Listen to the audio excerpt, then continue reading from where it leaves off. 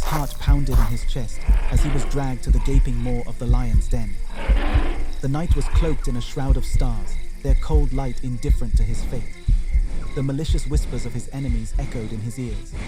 Men who had conspired out of jealousy and fear of his unwavering faith and integrity.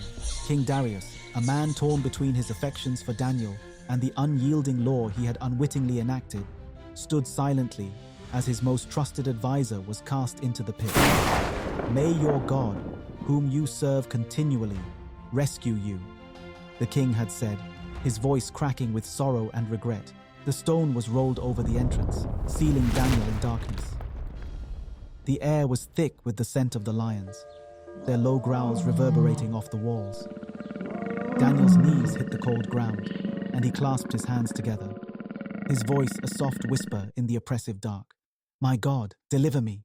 The lions, their eyes glinting in the faint light filtering through the cracks, approached. Daniel felt their hot breath on his skin, heard the soft rustle of their fur. Yet, in his heart, there was a profound peace.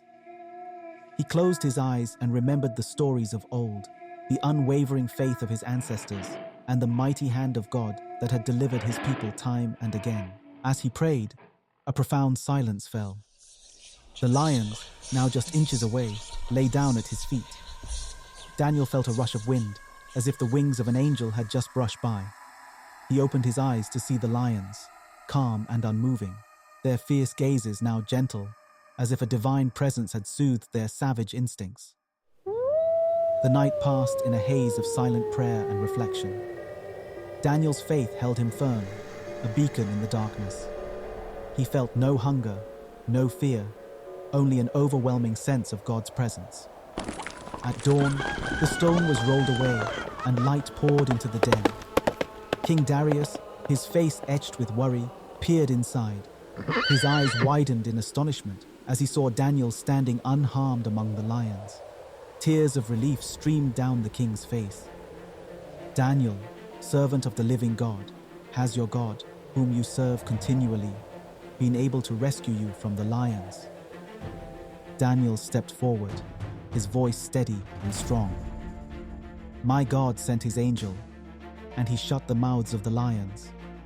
They have not hurt me, because I was found innocent in his sight, nor have I ever done any wrong before you, your majesty.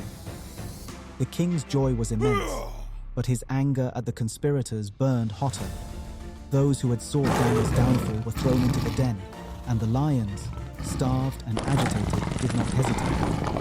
The cries of the wicked were short-lived as the lions, now unrestrained, tore them apart with ferocity. King Darius issued a new decree, one that proclaimed the power of Daniel's God throughout the kingdom. Daniel's faith had not only saved him, but had shown a nation the might and mercy of his God.